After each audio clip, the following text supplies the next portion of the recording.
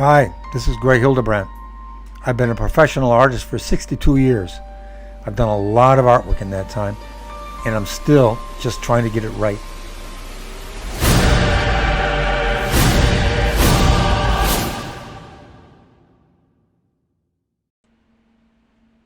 Greg, how are you, sir? Good. How you doing, Keith? Here we are I am again.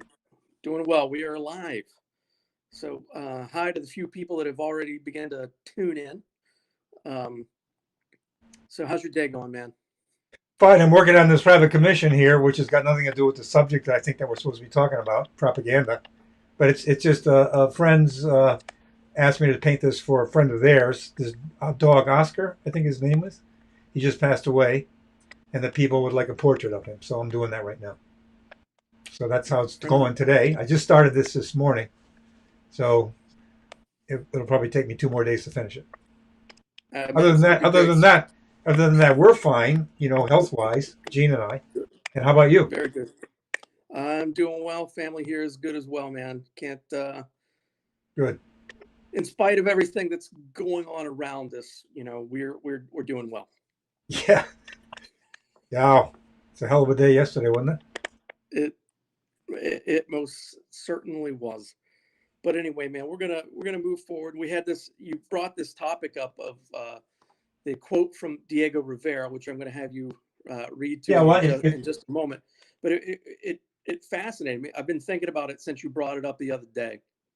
So yeah, why don't you go ahead and repeat that quote so we know what well, it is. Diego Rivera was a Mexican muralist who came to the States and painted several murals. There's two surviving. There's one in the San Francisco Art School, and it's a single panel of him painting a mural. And the other one's in Detroit, Michigan, where I'm from, which is a masterpiece. I think Diego would consider that his highest success. It's a painting on the Detroit industry. It's magnificent. It's got 27 panels, and it just tells the story. But Diego basically stated his statement was all art is propaganda. The only difference is the kind of propaganda. He goes on to go in more detail, but that's basically the gist of his belief. And now he personally was a communist. Granted, according to his biographer Bertram Wolfe, who was a very good friend of his, and I've read that biography several times. It's a great biography. Diego never read Marx or Lenin, so he wasn't like inside that conversation. He had a false concept of Lenin. He thought Lenin was his dream, and it was not. He never projected the idea that Lenin would completely make him do all the art that Lenin wanted to do, and he didn't realize that. Or at least didn't Yeah, land on that concept. But in any event, it just was a. And why Diego Rivera for me? Because, like I say, his murals in Detroit, and I'm from Detroit. And the first time I saw that, when my parents took me to the museum, that it's an amazing achievement. I mean, there's 27 panels, so you get this kind of storytelling sense of everything, but magnificently pulled off. He was just it's alfresco on top of it.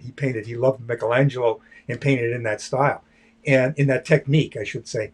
And amazingly, he did it within so a year. He painted all this thing with assistance. hang on. So just for the sake of everyone listening, what do you mean by that alfresco technique, Greg? It's painting into wet plaster. You've got several layers. I forgot multiple layers of plaster have to be applied properly. In that final thin layer, it dries. It's got a drying time. I don't know, 8 or 9 or 10 hours or something like that. And so you've got to paint in sections when you're painting a whole painting.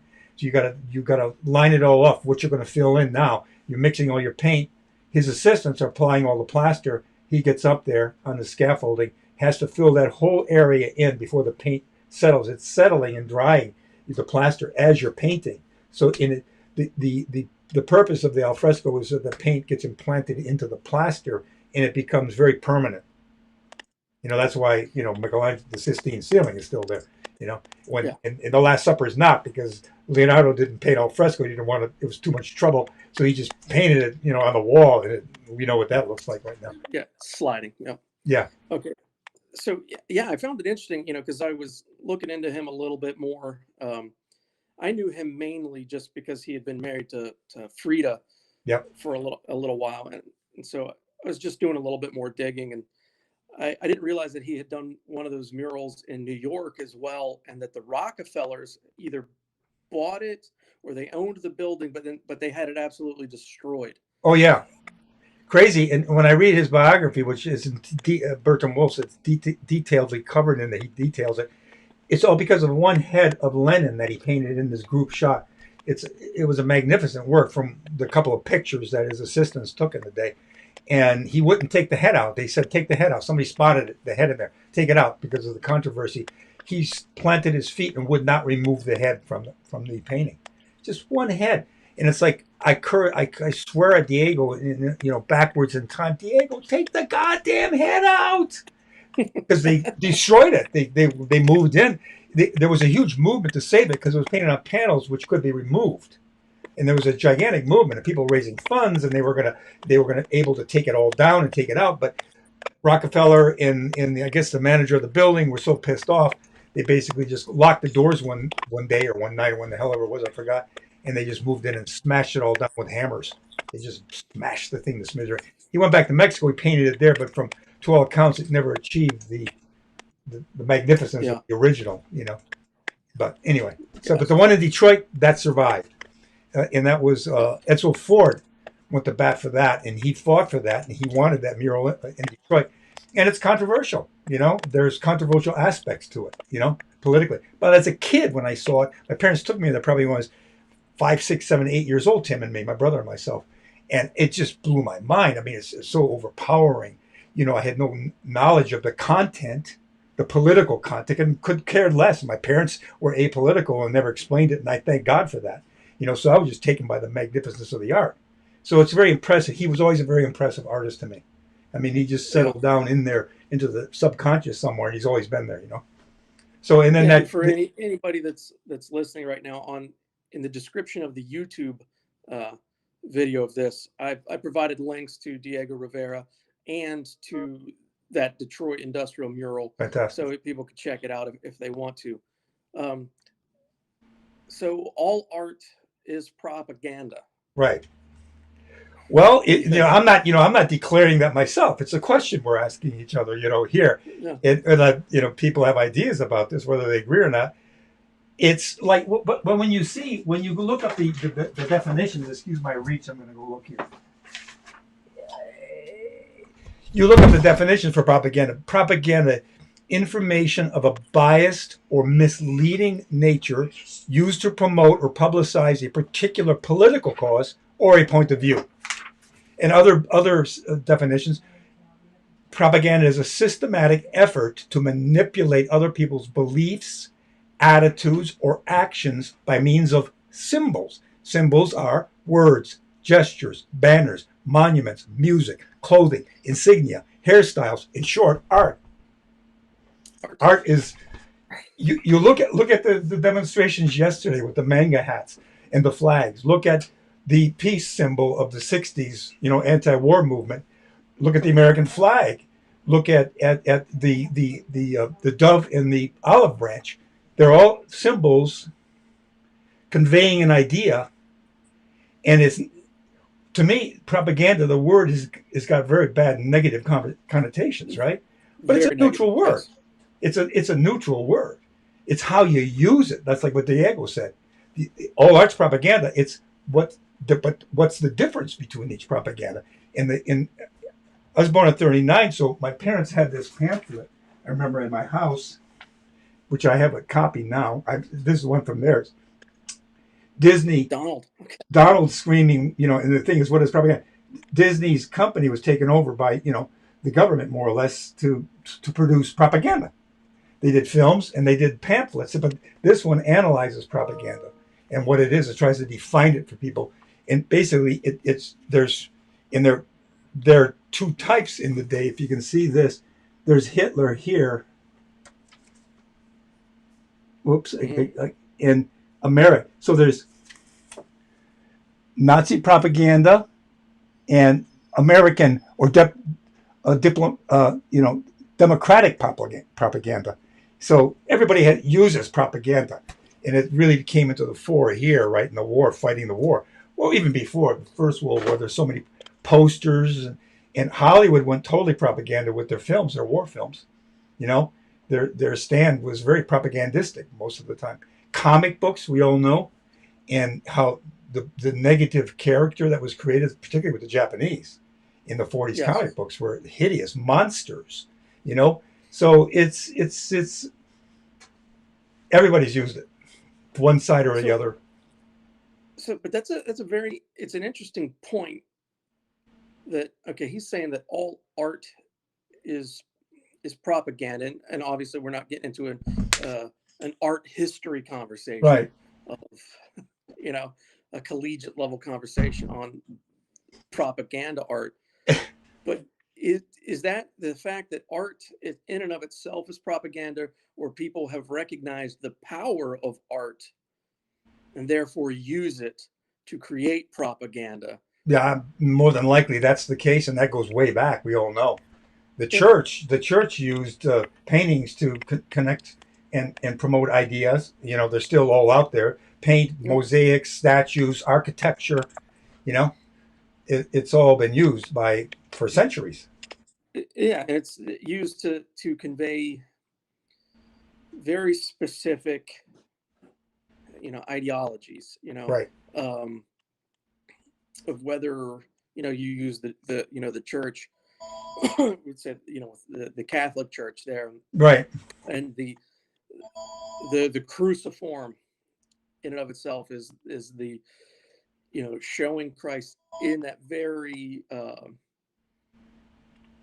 vulnerable spot, Right.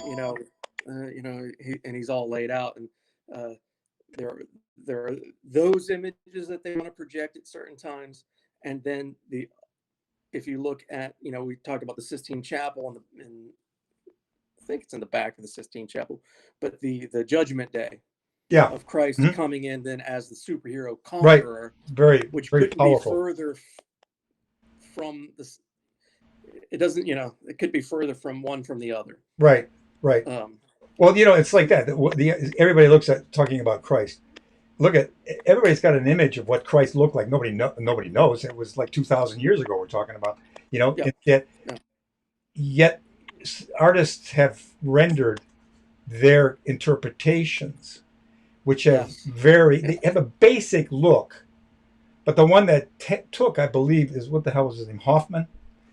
Christ is praying in the garden, and then there's the praying hands, right? Right, and then the head shot, which is the long wavy hair and the short beard, very trimmed, very neat, very Anglo-Saxon looking, Very very Anglo-Saxon. very white looking, and we all know he was Semitic. I mean, come on. Yes.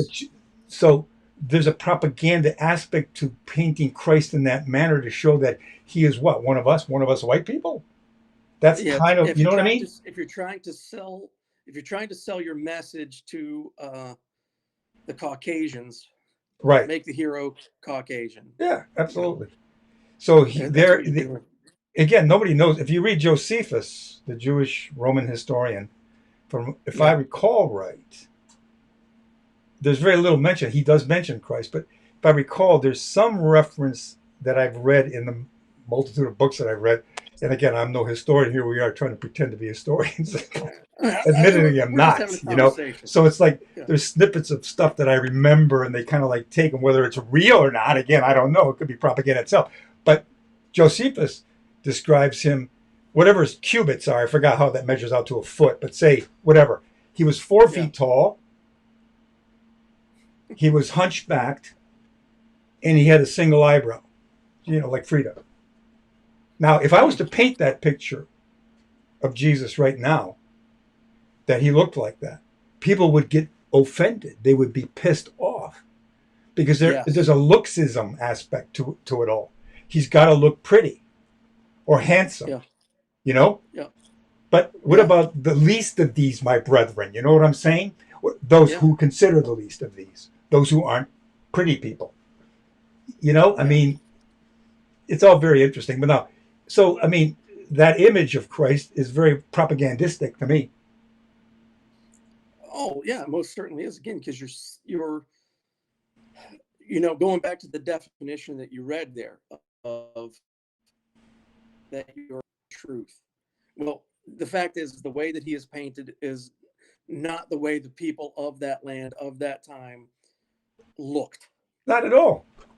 You know, And the so clothes, trying to the trying costumes are always look at like I don't know some of these movies. Some of them are pretty good. The movies about Jesus. Franco Zeffirelli I think, was a masterpiece. It was like beautifully made. But he's an Englishman, of course, playing Christ. He was great. He was great in the part. I forgot the actor's name. But there was one, Jeffrey Hunter. Do you remember Jeffrey Hunter at all? Very no, I'm pretty. sorry.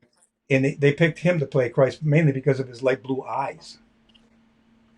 And when they shot him on the cross, crucified, they shot him first, not shaven. And so they saw the shot of him upstairs with hairy armpits, and they decided this is not right. We'll offend somebody. So they shaved his armpits. Like hairy armpits would offend somebody on Jesus. If Jesus, I mean, it's really weird to me. Again, here we all coming back to art being utilized to Yeah. convey ideas that are could be false. In this case, who knows? You know what I mean? There's Yeah. no. Yeah. This We have no isn't photographs. a commentary or critique of whether it's real or not. It is simply that we know without a shadow of a doubt that imagery has been altered to convey that message to a certain group of people. Well, Right. to go on further, can we? Is that all right? Yeah. We had a commission. I won't say what religion. There was one of the Christian religions commissioned when my brother was alive, Tim and me, to paint some. They were doing a Bible, their take on the Bible, and they asked us to choose a section of the Bible that we would like to illustrate. And I said, creation. The creation of the earth, the Garden of Eden, Adam and Eve, the expulsion. Because I mean, that just appealed to me. I mean, it's just like it's a great subject. And so we painted Adam and Eve. I chose to paint Adam and Eve. From what I understand, the origin of that story is Sumerian. It goes back to ancient Sumeria, the creation story. So I made them look, darker skinned with long black hair. And Adam had long hair. I mean, and a beard, and Eve had long black hair. And we created our own vision of Eden, which had to look different, we thought, from being expelled out there into the regular world. So this fantastic tree of life with the rays of light shining down. In any event, they saw the art and they rejected it all. They said, first of all, it looks like fantasy. It looks like the Lord of the Rings backgrounds.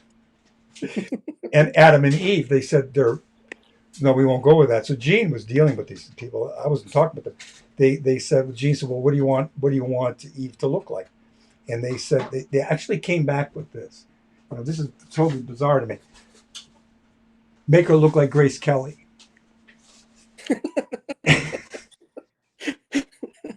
And then they said Adam, his hair, shave his beard, cut his hair off. They said, Gene, ask them if they had razor blades back then in the garden. And so, what do you want? Give them a 50s, literally, they said the 1950s style haircut. Well, would that be a brush cut? Or would that be a DA? Well, what the hell would that be? A TC, a Tony Curtis, or whatever? What would that be? And then the garden is so bizarre. Trim it, clean it, neaten it up. They said make it look like Versailles.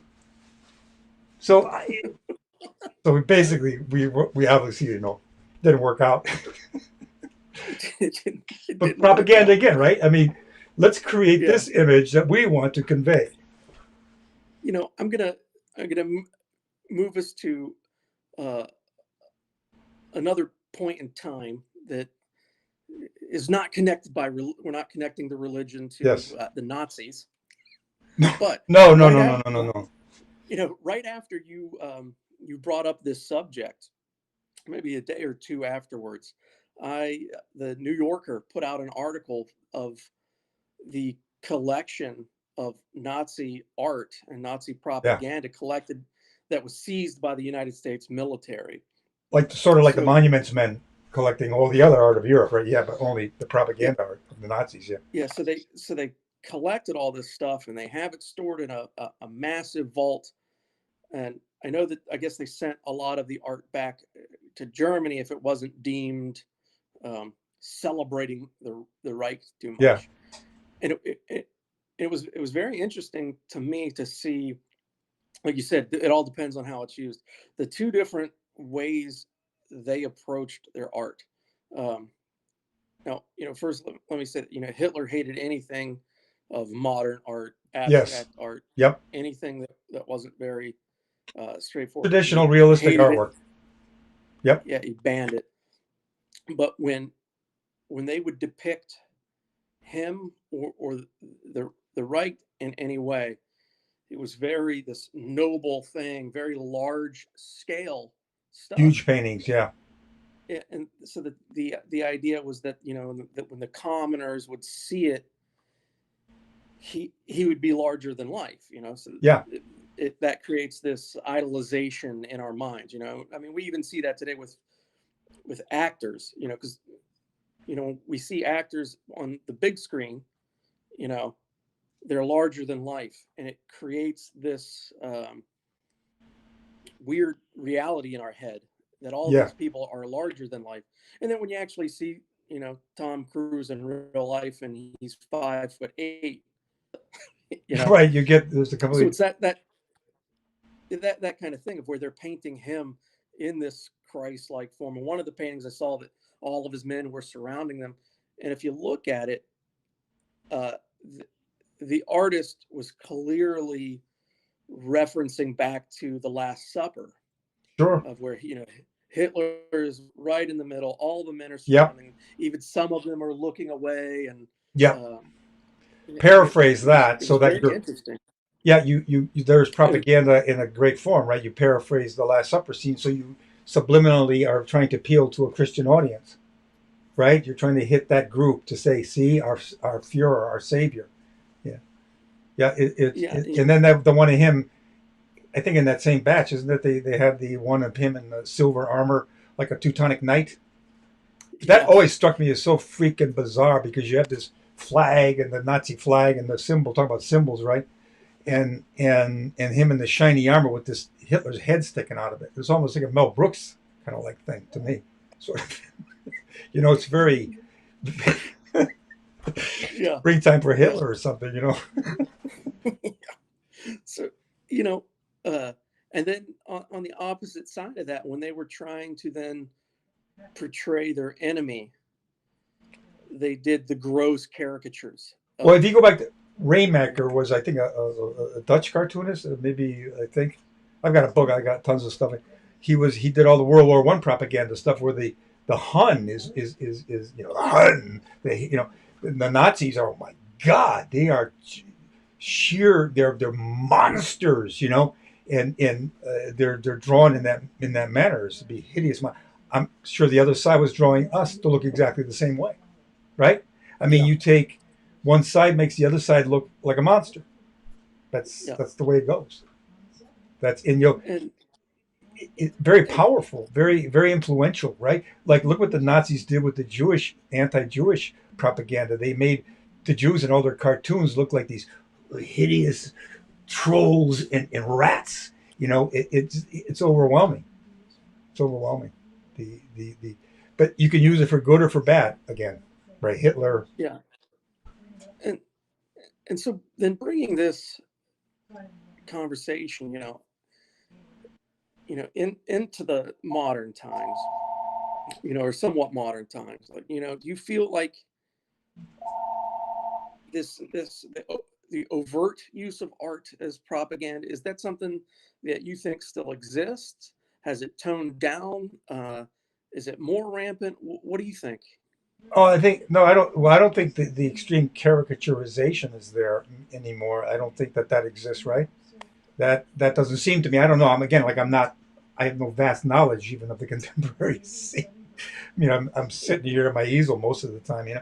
It. No, I think it's gotten a lot less of it. You know what I'm saying?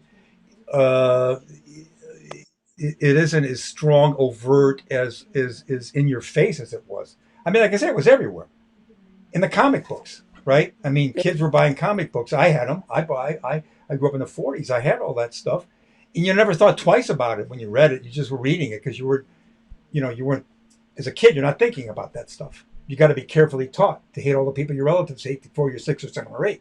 So the great song from South Pacific, the central song from South Pacific about prejudice.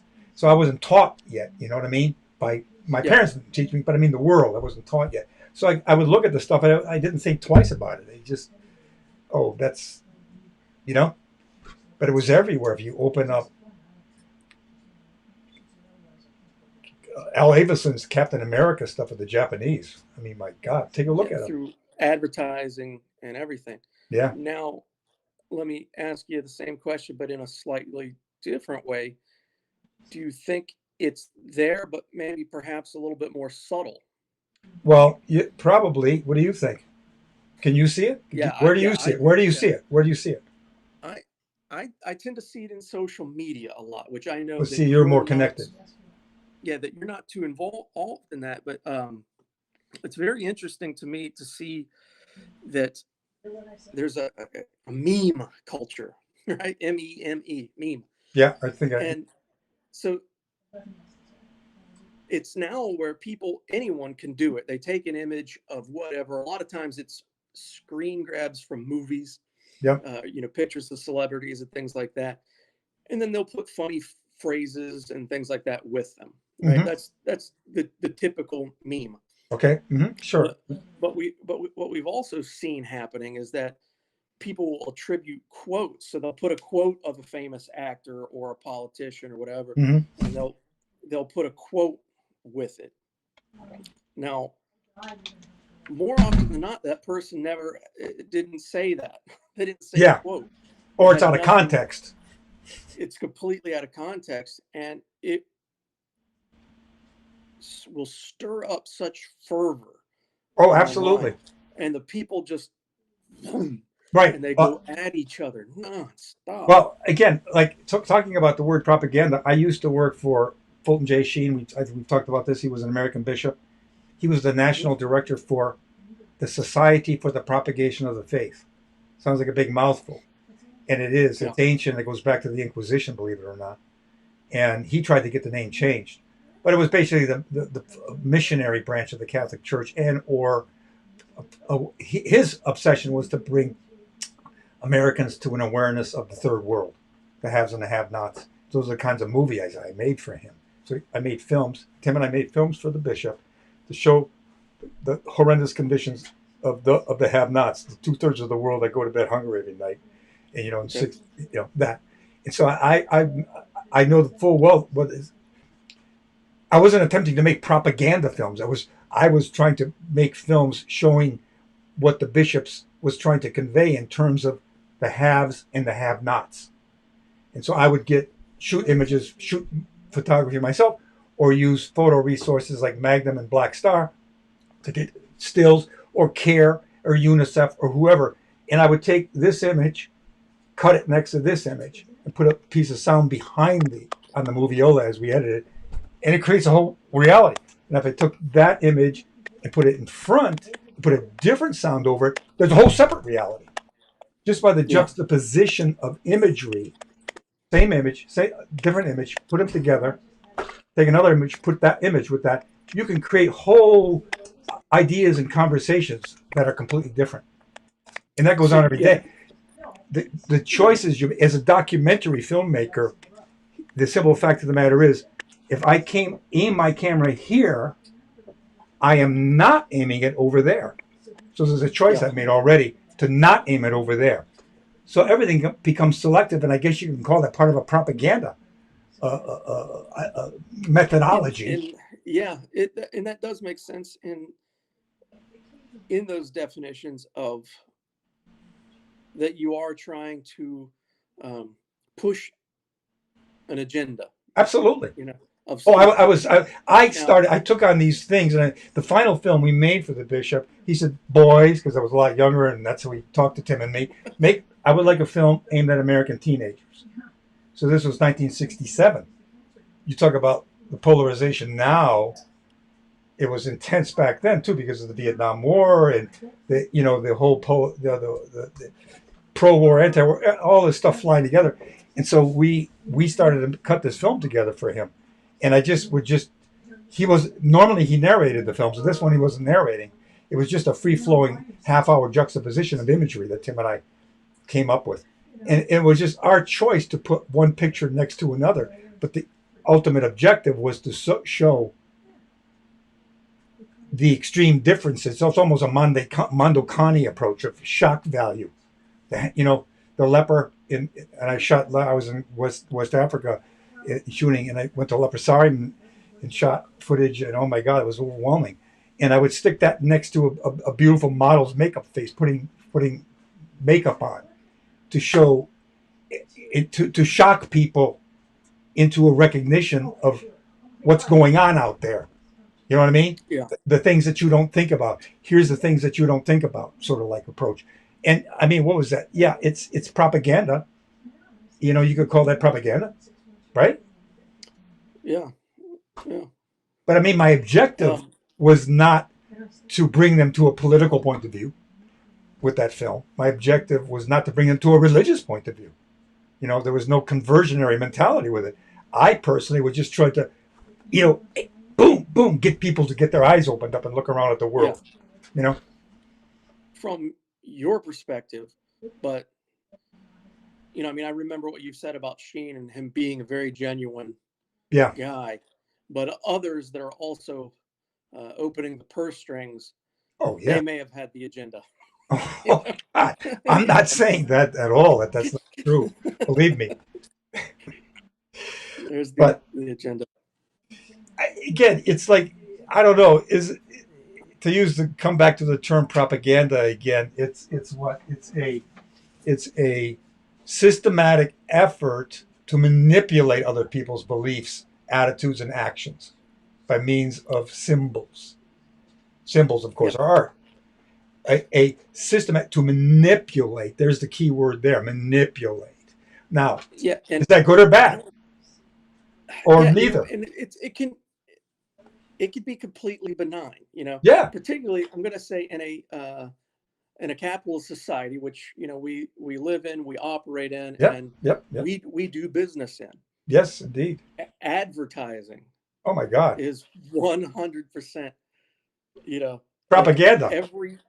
every shoe manufacturer out there makes the best shoes. Yes. Well, not only that, but the cigarette ads, which they allowed on television back in the day, Yeah, you know what I mean? They declared yeah, that one brand declared that they were good for you. yes. Smoking was good for you, you know?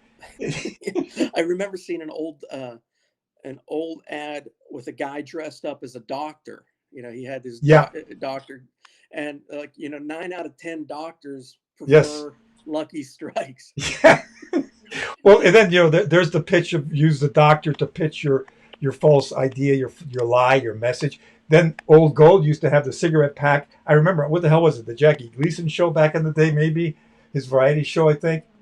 Dennis James would advertise it. That was the announcer, and they would have these cigarette packs with the girls inside, with two legs, two beautiful dancers' legs, dancing on stage as a cigarette pack.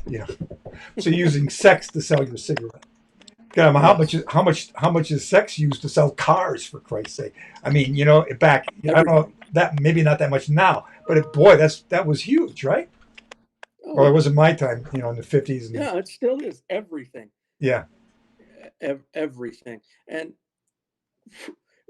talking to advertising again, I know this is not necessarily in your realm, but if you look at you do a lot of Instagram. advertising stuff, don't you? Yes, Just yeah. to throw that in, But if okay, yeah, go on. Yeah, but if you look at like Instagram and things like that, where people are now pushing their personal brands, Ah, they are still overwhelmingly using sex to sell something. I guess it works, right? It it works 100% of the time. It works, regardless of the movement that's going on Right. to get away from that. It still works. So people are now doing it on the individual level through Yeah, these various channels and various means. Um, it's it it's pretty crazy when you see the volume of yeah, outlets. yeah, But the we go through the relatively benign of sneaker sales. Of like, okay, yeah, we have the best shoes and blah blah blah blah, and with perhaps the most recognizable logo, not the, but got to be top five, Nike, right? That yeah, Nike swoosh logo. yeah, yeah, yeah. Uh, It was designed has by a young gone. girl, wasn't it? Yes, yeah, Yeah, like she might have been like 17 at the time, I think. yeah, Um, but you were talking earlier about the symbols, Yeah. right? And so what I wanted to ask you this earlier. We were talking earlier in the day. If you look at the peace sign just as the symbol, it means nothing, right? Right. It's just, if you again look at the American flag, it's just the stars and stripes, a blue rectangle, stars in there, stripes. Stripes Uh, signifying the original colonies, the stars signifying how many states yep. there are now. And then how is it then over time that these symbols or these icons become symbols, become something larger that then represents an ideology? But I mean, it's used by everyone too to declare who they are. The left wing wraps themselves in a flag, the right wing wraps themselves in a flag, and they'll claim, I'm a patriot. You're not a patriot. It's, like, Yeah, it's like, everybody gets these. I mean, it certainly goes beyond our borders too. These, oh, yeah, it's everywhere. again, the flags, the representations of Well, look at ideology. Go ahead. Sorry. the communist hammer and sickle.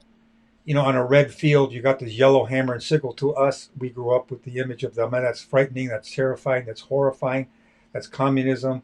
That's the Bolsheviks. But what the hell is it when you break it down? It's a hammer and it's a sickle. It's That's a very interesting one that you bring up. Okay, right? And here's to me, it's very interesting that the original idea of that, again, was supposed to represent what the working class. The worker. It's a hammer and a sickle. It's workers. There's nothing negative about the two objects on the flag, but they grew to be, to us, right, to the Western world, frightening, terrifying. Well, for very good reason, Oh yeah, no, I'm not. What happened under that banner? Totally, right? It's horrendous what they did. Overwhelming. And it's amazing to me now. I start seeing that symbol pop up in places here by young kids, in college and whatnot. They have no freaking idea of what the idea. They have no freaking, and I'm trying to refrain from language, idea of what the hell that is. I mean, just because you have a bunch of neo-Nazis waving swastikas, you don't wave that hammer and sickle flag back in their face thinking that that's some good symbol. It's not. Read what the Bolsheviks did. I mean, I'm not saying that the Russians' imbalance of the haves and the have-nots was so extreme. It was. We all know that. The original 1% or 1/20th of 1% over there. But what the Bolsheviks did, what the soldiers were throwing down their weapons on the front line once the revolution started. It was the First World War is going on, and the Tsar's army is out there, and they're going back. They portray it propaganda-wise to join the noble cause of the revolution. Bullshit. Maybe some did, but they went back to pillage and loot because everybody else was getting it, man. I'm going back to get some too, And what they did it's horrendous. People should read about that stuff. There's a couple of books on it. Where the Forgotten People. I read one. Unmentionable People or something. The aristocracy that's not been talked about for all this time, and you see now what happened to them and how what came about. So they're all freaking monstrosities. All sides. You take the extreme right. You take Hitler and you take Stalin. They're so far right and so far left, you go around the circle and they meet on the bottom. They're exactly the same fucking person. Yeah. Exactly the same. And you watch the extremes here in this country, they're the same goddamn person. And they don't know it. That's the terrifying, frightening thing about it. They think they're all right in that way. The outcome is never good. No. The outcome is never good. Never good. All egged on by symbols. Symbols are all those flags yesterday. You know what I mean? All that stuff, symbols, and powerful. They're influential, and that's us artists who are coming up with that stuff. Yeah, and it is, and it's particularly with the MAGA stuff. It's boiled down to such a simple icon. Yeah. MAGA, MAGA, MAGA. Right.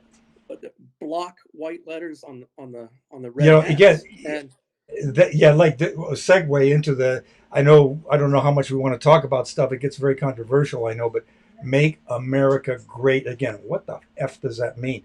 Like, what do you mean? It wasn't great already, or when was it great to you? When was it great? Make America great again. What do you mean again? Okay, again. And for whom? When For whom? again? You know, when? When are you talking about? You talking about the Yep. slave era? You talking about the conquistadors? You're talking about the invasion and the murder of 100 million people in the Americas? Yeah. What do you mean? Where's it great? Where was it? You know what I'm saying? What are you talking Yeah. about? And that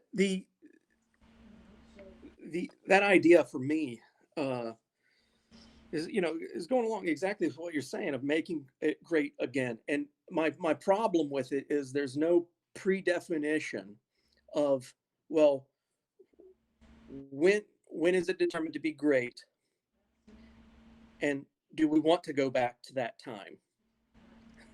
Yeah, well, you're right. Because okay, are you saying it was great in the 1960s? For a lot of people, it was not great in the 1960s. 1950s. A lot of people You know know, damn well it was not great in the 1950s. Well, well, the 40s, the 20s, 30s, the the 10, 20s. like No, 1800s.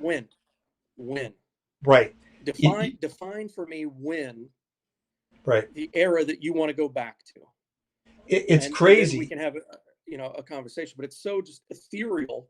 Yeah, But so many people are grouping under and binding under it as yeah, as a masthead. yeah.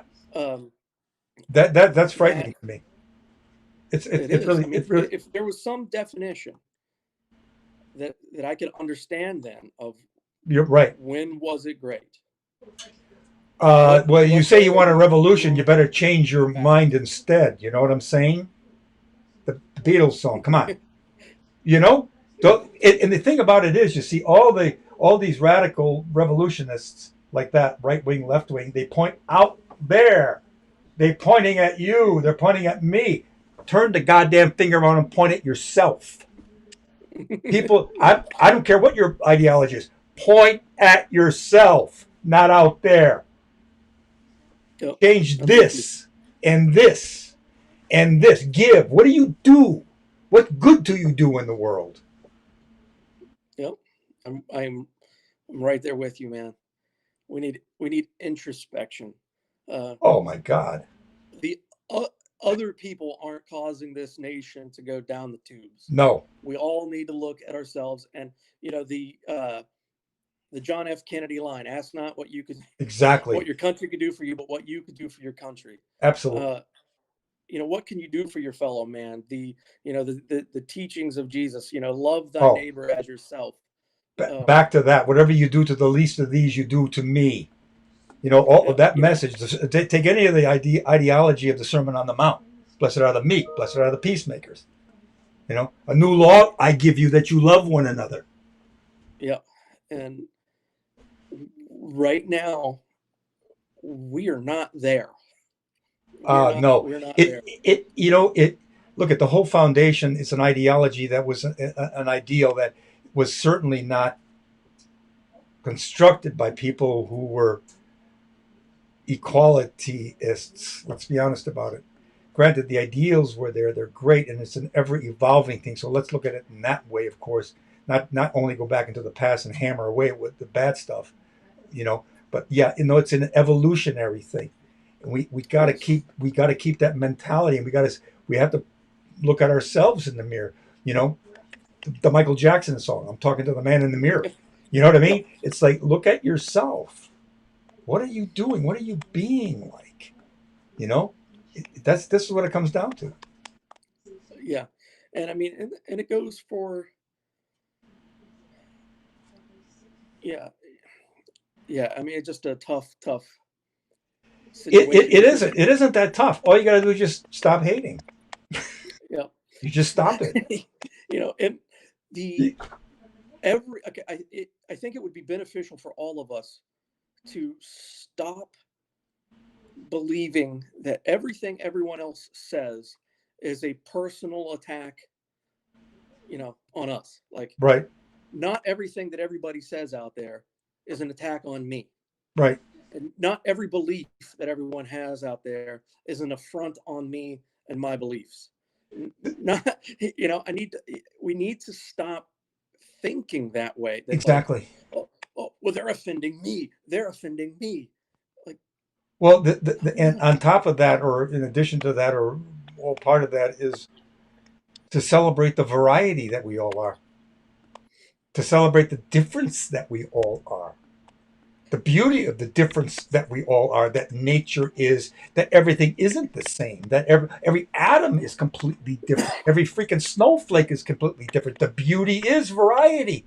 The beauty is all the differences in the world, the ups and the downs and the darks and the lights, in the smalls and the bigs, and the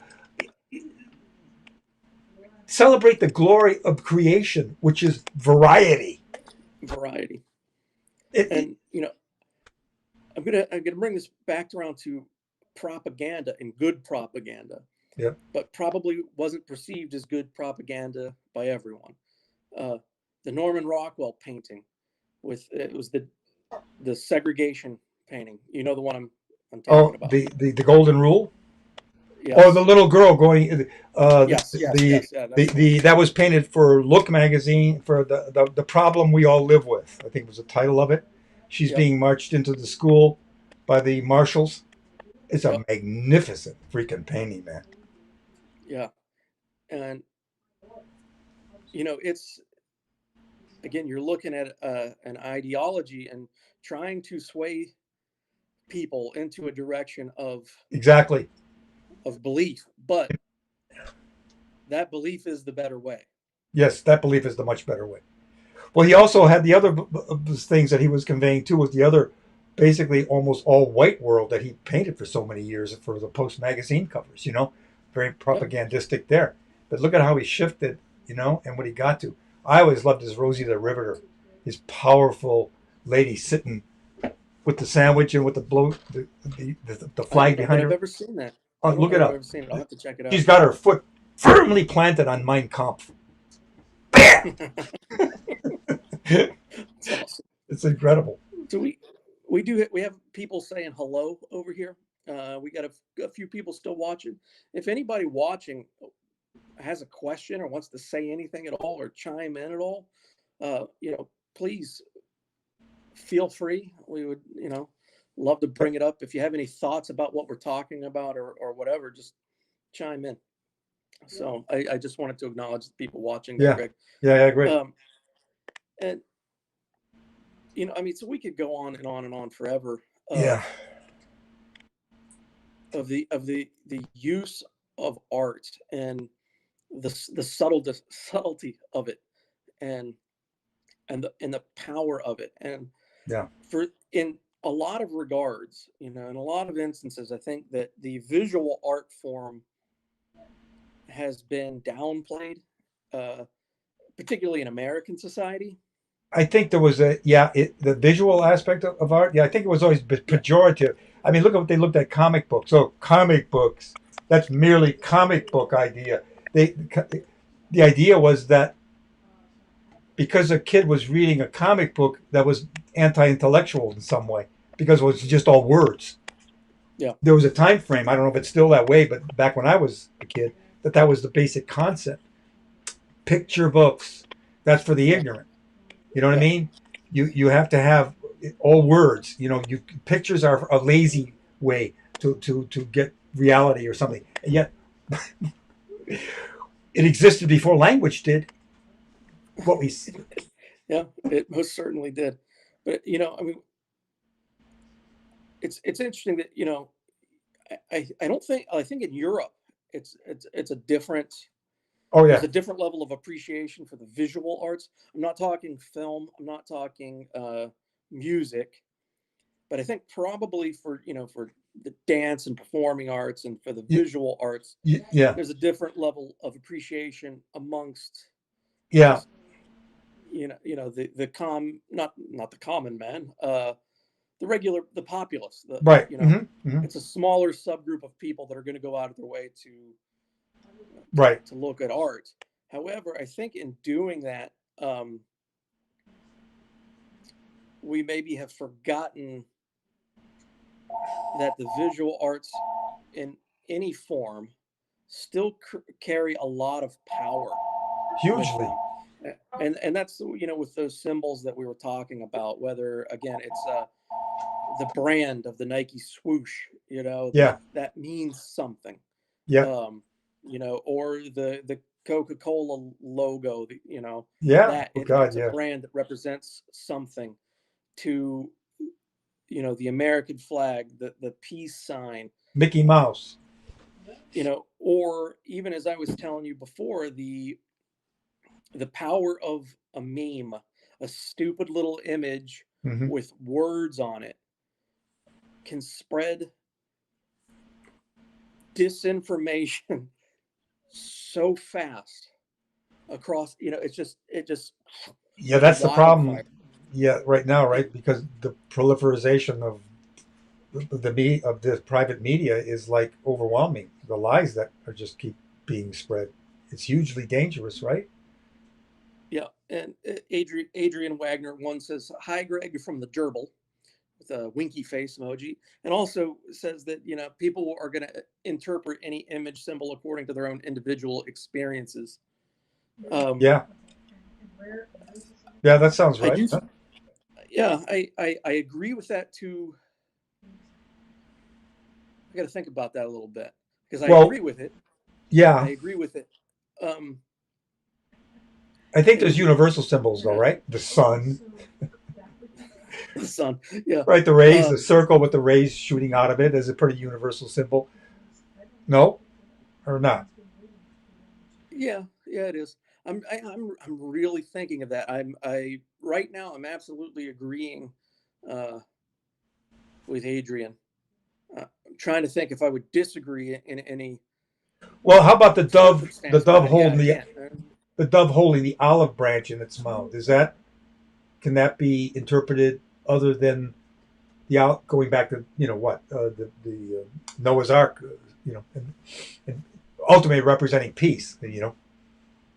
Can that be Yeah, looked at but I mean, but multiple? if you have such a negative experience um, under that symbol, or you will interpret it from your own personal experience and your own personal Right. drive. And again, that's that is one of the problems. That That is is one. one of the problems is that if something isn't clearly defined as of its intent, it is left open to interpretation. Now, in a lot of instances in the art world, that's phenomenal. It's a fantastic thing that you're leaving some form of interpretation The viewer up to the viewer. or the listener, Um, if it's music, right, or in music, poetry, or absolutely up to the listener. Uh, but that also could be a very dangerous thing of that, and I don't want to be I'm going to be offensive here. I don't mean to be, but it probably will be. We're talking about the MAGA logo again. I know people that are under that banner that are just they're social conservatives. They feel like they have not been heard by anybody in politics, you know, and they feel like they're being heard by someone, and now someone represents them in their voice, and that's why they raise that banner. uh-huh. But Hmm. on the opposite extreme of that, you have the neo Nazis and the white fascists and Yep. all of that stuff that I just absolutely that are also waving that flag for one reason or another. And unfortunately, those two people with completely different agendas in their own life are under that same banner and flag. Right, and You that's know, that's tragic. That's sad. I that's mean, that's not a good. That's no, tough. That's a tough thing. very tough, very tough. Because when you gather under a symbol, you're painted with a big broad brush. Right. You're all grouped And as to one way of thinking, and if clearly that's not so. Everybody's an individual, and they have their own thoughts and own experiences. Or just what Adrian said, it's all interpretable. So you're reading into it all. The same with any religion, right? I mean, how many varieties are I grew up in the Catholic Church. I no longer involve myself with religion, but I grew up.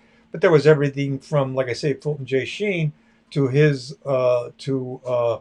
to Father Coughlin, who was a right-wing priest in Detroit who had a radio show that was his followers were American Nazis in the German American Bund and these America First rallies that they had in Madison Square Garden. They were fans of Father Cogman, emanating from Detroit and spreading hate. You had that. Then you had Daniel Berrigan, who was a pacifist priest of the '60s, anti-war priest, who was very completely the opposite. But you know what I mean? Within that same under that same umbrella, you have all these varieties. And so Yeah. you can't sum it all up and say they're all this one way. Again, that's us being very prejudicial to say they're all that one way. These anybody, whoever you happen to be talking about, You know, it's not true. but at some point, now we'll talk. I'm going back, to the Nazi banners in Madison Square Garden and all that.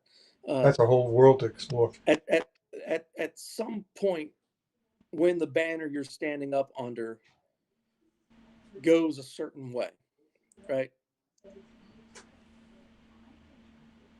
You either need to you're either all in, or you need to separate. You can't be